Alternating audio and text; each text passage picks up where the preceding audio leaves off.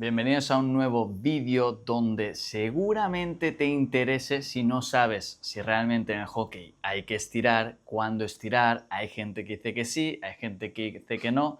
Pues bueno, te voy a contar lo último que dice la evidencia científica sobre los estiramientos para que no tengas ninguna duda. Vamos a ir desmontando mito por mito para que sepas exactamente qué es lo que tienes que hacer, si tienes que estirar antes, si tienes que estirar después, o al menos sepas la razón por la que deberías o por la que no deberías. Si es la primera vez que me ves, mi nombre es Andreu Tomás, soy fisioterapeuta y tuve una lesión que casi me obligó a dejar el hockey y gracias al movimiento pude volver llegando a ser el capitán de la selección española absoluta. Ahora ayudo a personas que tienen dolor a volver a la pista, no solamente sin la lesión, sino descubriendo su mayor potencial, tanto físico como mental. Entonces, vamos allá. Tengo un pequeño guión que vamos a ir utilizando para descifrar los primeros mitos. Primero vamos a decir el mito y luego os voy a decir qué deberíamos hacer realmente para solucionar ese mito. Entonces, vamos a ello. Sé que el vídeo pues, puede generar cierta controversia, pero es lo que hay, la realidad está aquí. Hay cosas que los estudios pueden medir. Al final también tener en cuenta que los estudios se basan en una población, pero que quizás hay X población que no la estudia. Entonces puede ser que a ti te venga bien una cosa u otra, pero bueno, al final te voy a contar qué es lo que a la mayoría de personas en las que se ha estudiado les va bien o les va mal. Entonces, ¿qué comentan? Primero, mito número 1, que seguro que lo has escuchado, quizás de tus mayores, de estirar antes previene lesiones. Bueno, pues ¿qué han hecho la gente que quería descubrir ese mito? Básicamente lo que ha hecho es muy fácil. Ha cogido a un grupo de personas, concretamente, no sé las personas, pero bueno, cogieron de un grupo de deportistas, lo dividieron en dos y dijeron, vale, un grupo hace lo que hace siempre, que es nada, y otro grupo lo que va a hacer sí que son estiramientos. Los estiramientos en concreto eran de 10-30 segundos por músculo. Entonces había un grupo que estiraba y un grupo que no estiraba. Entonces, ¿cuál fue la conclusión? Ellos estuvieron midiendo cuántas lesiones durante semanas o meses de entrenamiento había en ambos grupos. ¿Qué diferencia hubo entre un grupo y el otro? Ninguna. No hubo diferencias suficientes para decidir si el estiramiento realmente era una medida efectiva para disminuir lesiones. Entonces, el mito estirar antes para disminuir lesión ya sabemos que no es cierto. Esto lo hicieron en 2014 y 2016. Ahora vamos a ver qué es lo que sí realmente podemos hacer. ¿Vale? En su lugar, sustituir estiramientos estáticos, ¿vale? Es decir, yo subo la pierna aquí, la mantengo aquí. Sustituir esto por estiramientos dinámicos que haya movilidad o un calentamiento dinámico, mejor dicho, pues eso sí que nos va a ayudar a disminuir el riesgo de lesión. Hacer movilidad articular, la base, lo más general, movilidad de tobillo, de rodilla, todo esto nos va a ayudar. Ahora bien, eso no va a ser suficiente para que sea un buen calentamiento. Esta es la base. Luego que tenemos ejercicios de activación muscular. ¿Cómo? Con bandas elásticas, sprints, isométricos, planchas. Todo esto que algunas personas ya lo considerarían como ejercicios de fuerza, pues estas cosas sí que nos van a ayudar realmente a disminuir el riesgo de lesión. Bandas, plancha frontal, plancha lateral, plancha Copenhague. Súper, súper interesante para jugadores de hockey, ya que realmente los abductores es una zona que tiene, que la exigimos mucho, sobre todo en pistas largas, amplias, que resbalen. Trabajar los abductores nos ayudará a frenar, a tener mayor control sobre nuestro cuerpo y no a exigir tanto los abductores porque la vamos a someter a una carga con los entrenamientos que luego en la pista no va a ser suficiente para darnos esa señal de dolor. Si yo por lo contrario nunca entreno abductores, ¿qué va a pasar? Que a la mínima que yo entreno o hago un partido más exigente, pues ahí sí que vamos a tener o podemos tener problemas. ¿Vale? Entonces, ¿qué podríamos hacer en ese calentamiento dinámico? Pues de forma progresiva, primero, esa movilidad articular, muy básico, muy sencillo. Yo normalmente, o sea, es algo que ni hago y ya paso a la parte de activación muscular. Esas bandas elásticas, mini sprints, cambios de dirección suave, ejercicios de fuerza, no vamos cerca del fallo, pero hacemos 2 series, empieza a bombear la circulación, activar sangre. Y luego, ¿qué añadimos? Cosas específicas del deporte. Salto lateral, un pie a pie con cambios de dirección. Todo esto, cuanto más específico sea del deporte, mejor. Entonces, gestos técnicos e intensidad creciente para llegar al ritmo de entrenamiento, ¿vale? Esto sí que hay evidencia, sobre todo de 2023. Entonces, primer mito, ¡pa!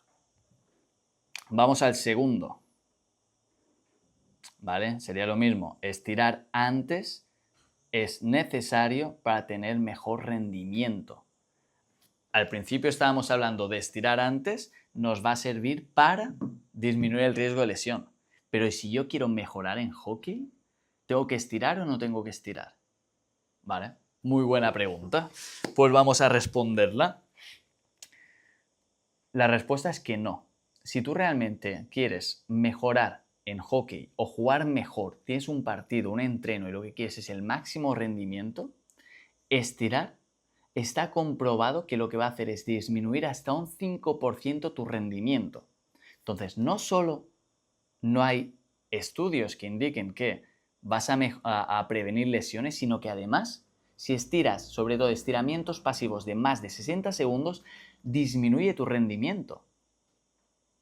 Entonces, ya me dirás en qué otro objetivo nos interesaría hacer estiramientos pasivos de más de 60 segundos antes de un entreno o de un partido.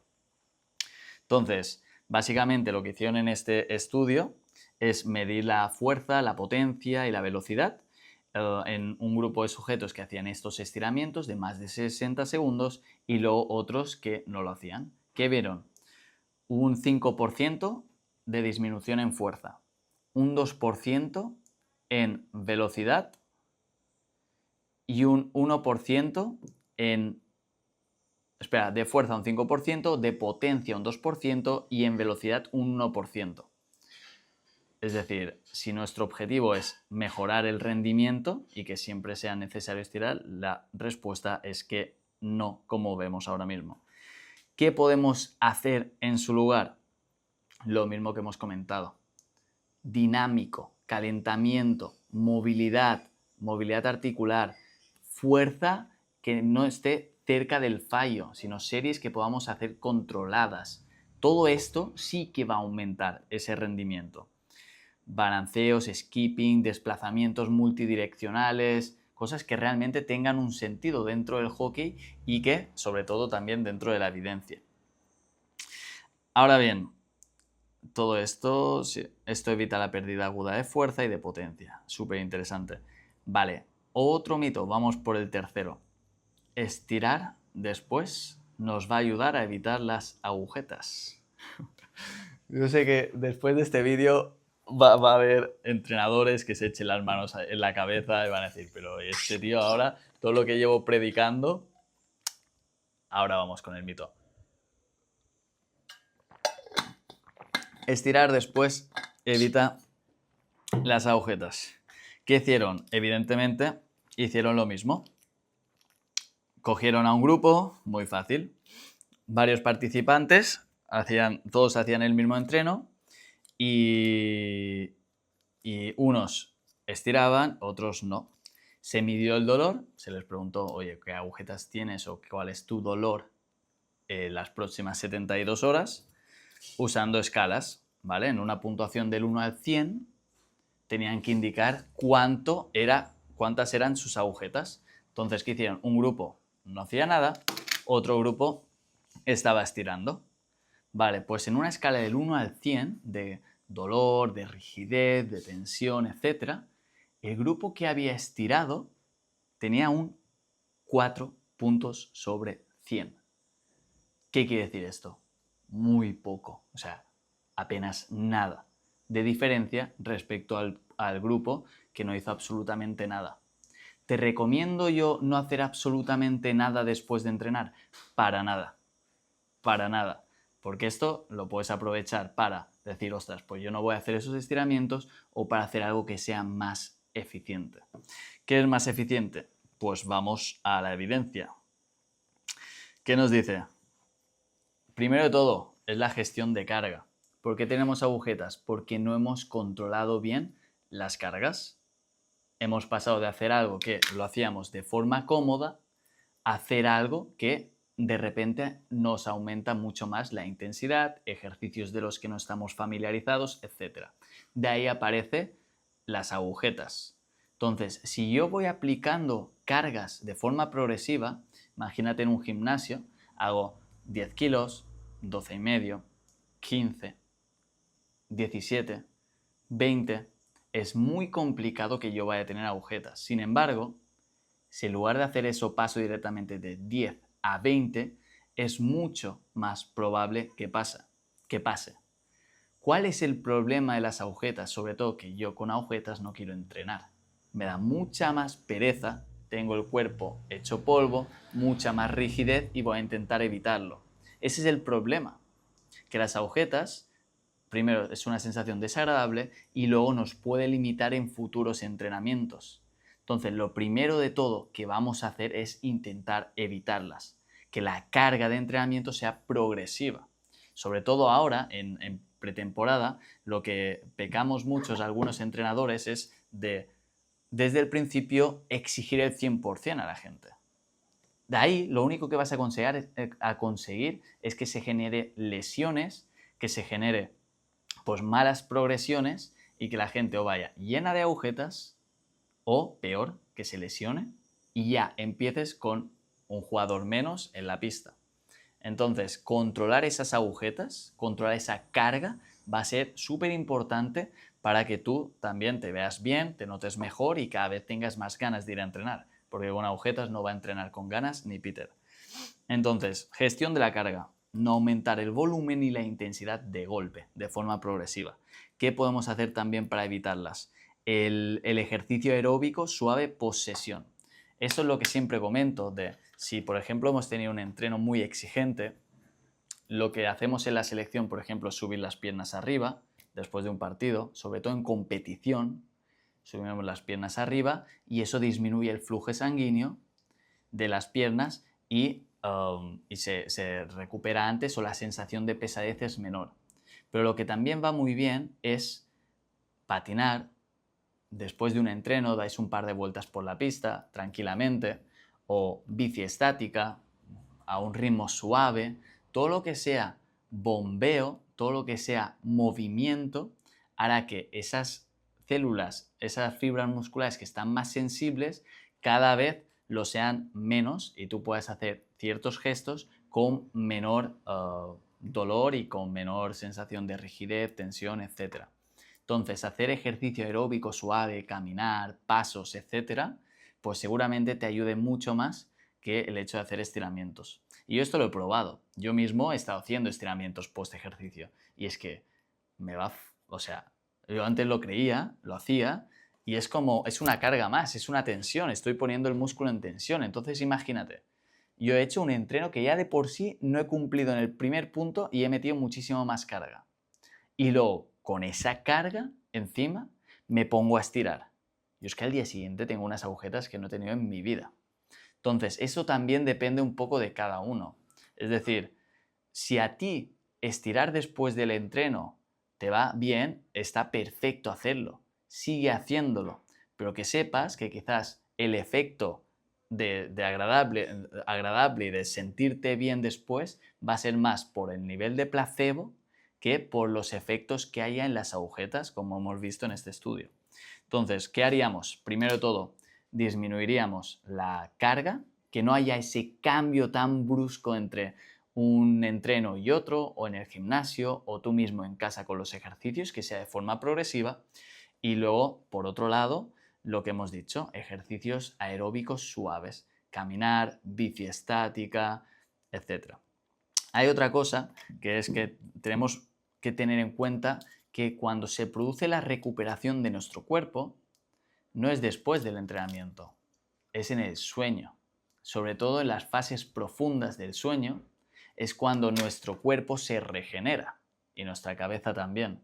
Entonces, cuidar el sueño e intentar llegar siempre al número de horas necesarias de sueño reparador, que es el sueño profundo y el sueño REM, es lo que hará que luego al día siguiente pueda despertarme con más energía, 100% recuperado y listo para un siguiente entrenamiento.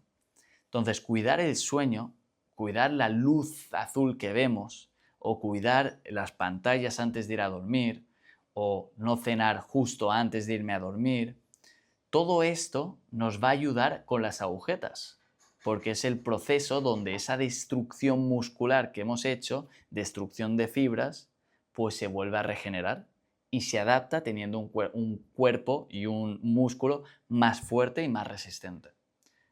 Pensar que si al final la naturaleza nos ha puesto que un 30% de nuestra vida estemos durmiendo, es por algo. No es porque todas las cosas en la naturaleza tienen un sentido. Entonces, si ese tiempo lo estás descansando es que realmente es necesario. Hay gente incluso que puede llegar a tener patologías severas por no cumplir con esto. Incluso soñar despierto. Se llaman alucinaciones. Entonces, cuidar el sueño como parte de ese entrenamiento invisible es esencial para disminuir agujetas, pero también para para aumentar fuerza y que tus entrenamientos realmente cuenten. Entonces tenemos esto. La nutrición. Se me olvidaba. La nutrición. Súper importante. Proteínas. Las proteínas son las que nos van a dar la materia prima del músculo. Vamos a necesitar ingerir muchas proteínas. Omega 3 y magnesio también ayuda a la recuperación muscular. El magnesio no hay tanta evidencia, el omega 3 sí. Y ya está, ¿vale? Los polifenoles he leído que también, pero no sé, la verdad no sé interpretarlos. Sé que lo lleva el café y no sé qué más. Entonces, no sé hasta qué punto. Entonces, esos eran los mitos que quería resolver. Básicamente, hay más, pero creo que los dejaré en otro vídeo porque si no se va a hacer muy extenso. Entonces, si queréis ver la segunda parte, queréis que haga una segunda parte hablando de los mitos del estiramiento, por ejemplo, estiramiento igual a más músculo o fuerza, o por ejemplo, estirar en frío prepara el músculo, pues coméntalo abajo y miraré de juntar estos mitos y un par más. Y nada, ya sabes que al final la idea es que no me hagas caso o no hagas caso a lo que se comenta solo por quién soy o por lo que he logrado o por todo esto, sino que tú realmente entiendas el mecanismo de por qué tengo que estirar o hacer fuerza, etc. Tienes que aplicar esa lógica, tienes que entender las cosas, porque si no, ahora te lo digo yo, luego otra persona te lo dice en otro punto, y vas a decir, jolín, al final ¿a quién le hago caso? Entonces, entender cómo funciona el cuerpo es la clave, porque ahí ya da igual lo que te diga yo, ya da igual lo que te diga otra persona, porque tú sabes cómo funciona todo y entender las bases es lo que luego te va a hacer pues entender el proceso, querer adoptarlo y una vez lo adoptes, ver esas diferencias realmente en rendimiento, en lesiones, en cómo te sientes, etcétera. ¿Vale? Sobre todo en lesiones, eso siempre lo digo mucho, sanar sin entender no es sanar, es parchear. Por eso es súper importante que entiendas por qué haces este ejercicio, por qué luego pasas a por qué y todo esto adaptado a tu contexto.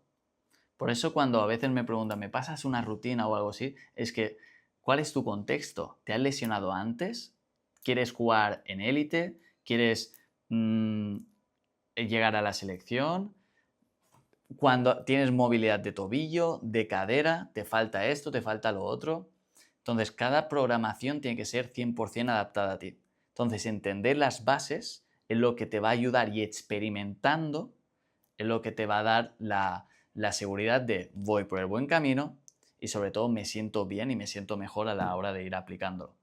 Así que nada, espero que os haya gustado el vídeo. Si queréis la segunda parte, comentadlo abajo. Y ya sabéis, si realmente quieres empezar al 100% con tu propia rutina, perfecto, tienes que escribirme abajo en el WhatsApp y ahí vamos a empezar con la programación. Ya sabes que no es solamente una rutina, es una transformación para que entiendas todo esto, lo apliques y saquemos el máximo potencial que hay en ti. De verdad puede sonar muy mágico, pero es el proceso por el que viven estas personas del programa. Así que un abrazo muy grande, nos vemos en el siguiente. Chao.